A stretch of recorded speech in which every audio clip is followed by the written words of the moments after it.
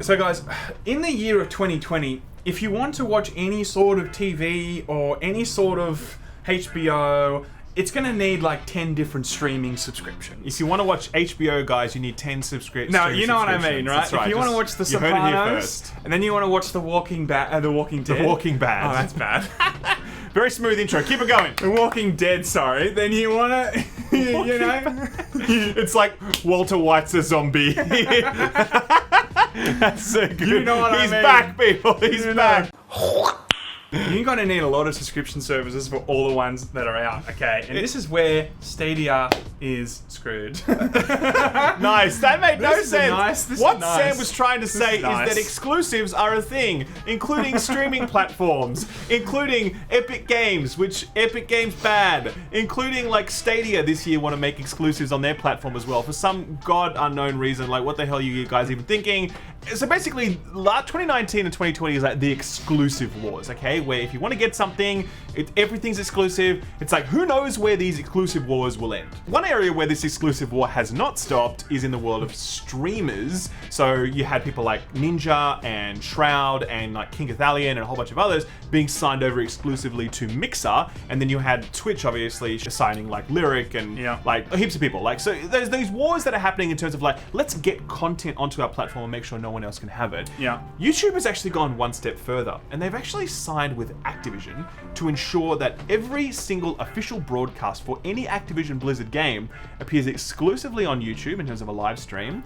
And there's also a cloud component to that deal as well for cloud infrastructure. But interestingly enough, there's no mention whatsoever of Stadia in this massive, like, huge deal they've signed. Stadia is just like, no, I was going to say, I can't wait to see all the games on Stadia, which we are going to see, right? Absolutely not. Absolutely not. More after the drop.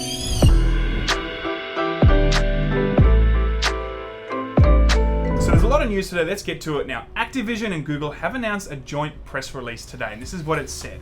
Activision Blizzard and Google announced today a multi-year strategic relationship to power new player experiences. Google Cloud will serve as a preferred provider for Activision Blizzard's game hosting infrastructure and YouTube as its exclusive streaming partner worldwide, excluding China, for live broadcasts of its popular esports league and events, including Overwatch League, Call of Duty League, Hearthstone, Esports, and more. So that's a big deal. That's a lot. There's actually, like, so there's two parts to this news. There's one is the sort of esports streaming deal, and secondly, the cloud deal. So we're going to deal with them separately. Let's talk about the esports one first, because it's kind of interesting, kind of juicy, right? The deal for the Overwatch League rights was actually held by Twitch for the last 2 years. Season 1 and 2 of the Overwatch League was exclusively on Twitch. You couldn't watch it anywhere else, and except for like they had MLG, which was actually is owned by Activision as well. And Twitch actually paid about $115 million for the exclusive rights to that. Okay, so that was a fairly big deal. Yeah. And there was a lot of hype behind the Overwatch League. The question becomes, was this really a loss for Twitch now that YouTube has signed this deal? The metrics on this are a little bit mixed. Now, Sam, you're an Overwatch fan. Did you ever watch any Overwatch League? To be honest, I've only watched one or two, and that's because Thick Boy was watching it. So this is the thing. Does he watch it? He's watched it on occasion. Okay. The Overwatch League for me has been, from what I've seen, from, you know, watching a lot of Jeff's endeavors of trying to make this big as possible, it hasn't come to the level that they want. It really hasn't. So I see this and go, $115 million for this? It's not CSGO stuff. It's not Dota. It's not League of Legends. You know what I'm saying? Those are good components of comparison. So let's look. If we look at some recent data, we can say the grand finals for the Overwatch League last year drew 1.2 million average viewers, which was an increase of 16% from last year, right? So 16% isn't actually a massive growth rate in the world of esports, because things are growing really fast in this space, and 16 feels a little bit anemic. I can't keep doing this forever. It's been 20 seconds. So just as points of comparison, right? 98.2 million people watched the Super Bowl, okay? and 1.12 billion people watch the World Cup. And right now there's like the soccer World Russia. Cup. And all these Americans are like, what? That can't be right. Like, soccer, that's a girl's game. Nobody watches soccer, man. That doesn't make any sense. Surely the World Series is... No, America. People like football, okay? It's really popular. 1 billion people watch it. That's a thing. Not all about you, America. That's right. Not all about you. Jesus. Australian insecurity shining through. Probably American. But look, these are unfair comparisons, alright? Because this is the world of video games. League of Legends peak viewership during the World Champ was 3.9 million. Fortnite was only 2.3 million.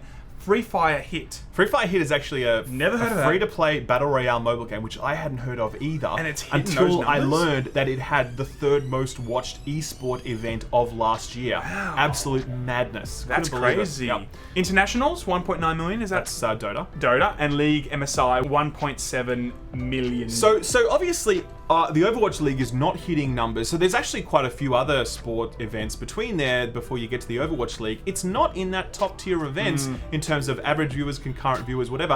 At the same time, though, it's growing. It's going a little bit. It's actually expanded its roster from 12 teams to 20 recently. Yep. There is buzz building around it. It has great sponsorship engagement, but it hasn't hit these stratospheric levels that I'm sure they might have liked. And then the question becomes like, is this a big loss for Twitch? Maybe, maybe not. We don't really know, but it's not like, it's clearly not some massive loss that they're like, oh god, I can't believe we lost. But look, another one that is coming along, and there's a lot of hype behind it, is of course the Call of Duty League. Okay, now it's a new league that's been set up.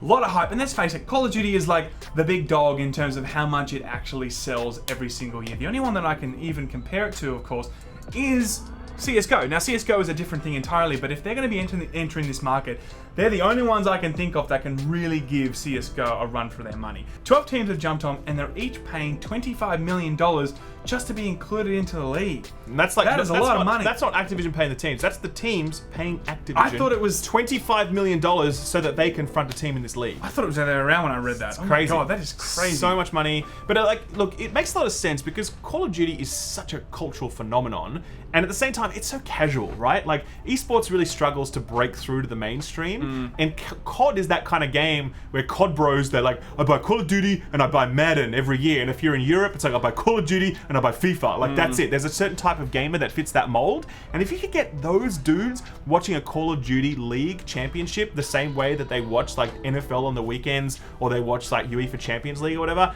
there's endless money in that, man. So I can understand why this is a very smart play, and I think it is a big win for YouTube to get exclusive rights to stream this content. I think that's a big boon for these guys. You also get Hearthstone will now appear officially on YouTube as well.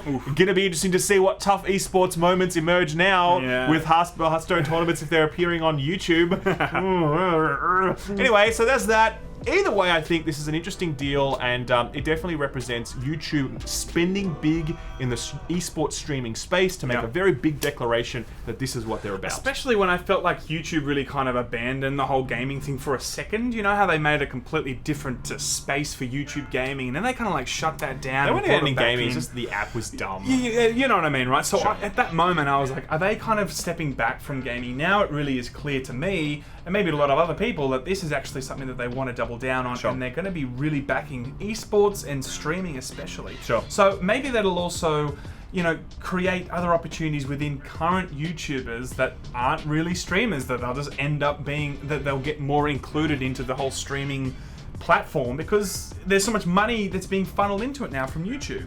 No, I agree with You that. know what I mean? I agree. Maybe we'll become streamers. Smash cut to the second part of the deal, which is about cloud infrastructure. Okay, now what happens when you play games online is that they have servers. Those servers need to be hosted somewhere, and the deal is that Google will provide all of the server infrastructure for all Activision Blizzard games in the future. This is a loss for Amazon. Amazon also own Twitch, by the way, so it's kind of a double loss here. Amazon are a big provider of sort of cloud services, and now all this is going to go on the YouTube side. They're going to use their infrastructure. Cool. The exact quote here is, as part of the deal, Activision Blizzard's online games will also employ Google Cloud to deliver superior, low latency player experiences. That's good, because Google's already doing that real well with Stadia.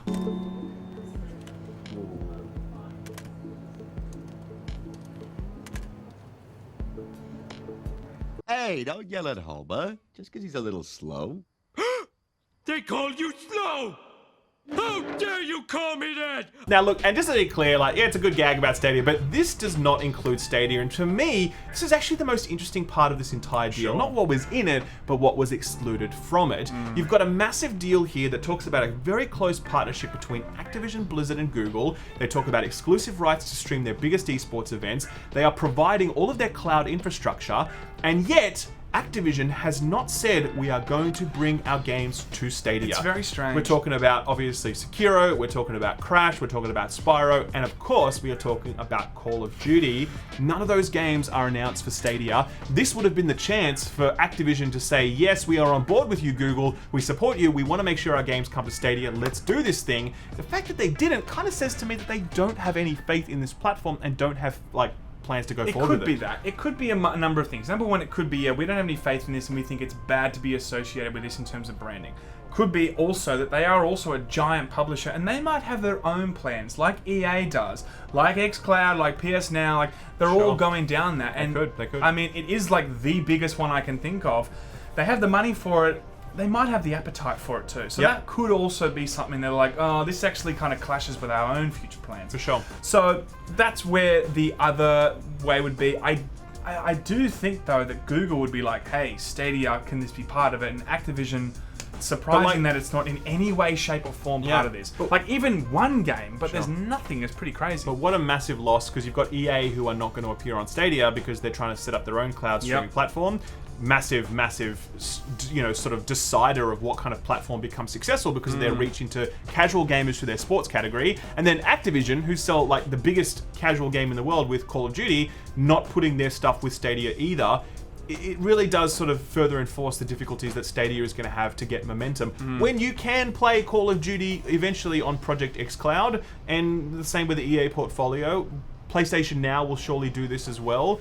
I mean, like, you know, how is Stadia going to survive without this sort of third-party support? Especially, I think, you know, with the current trajectory of Stadia, I would have thought that they really would have fought for this. But we don't know, but I'm sure they would have fought for it, and then Activision would have said no. I am certain they would have fought for it hard, but they said no. I've also heard, by the way, from a source, that it's actually quite difficult to port games to Stadia. That it's not just like, hey, we're going to drag and drop folder. There needs to be serious work done to make it happen, and it's not easy. So I'm sure that's another thing. Maybe Activision just look at the development return on investment and think the equation doesn't make sense. I don't know. Who knows? Either way, guys, that's the news. It's interesting times for esports. The COD League, it's going to be very interesting to watch how that goes. The cloud deal, I mean, it doesn't really affect us that much, but anyway, that's that. I've got the guitar in our hands now, so that's the end of the episode. Have to end the episode. That's the song. Goodbye.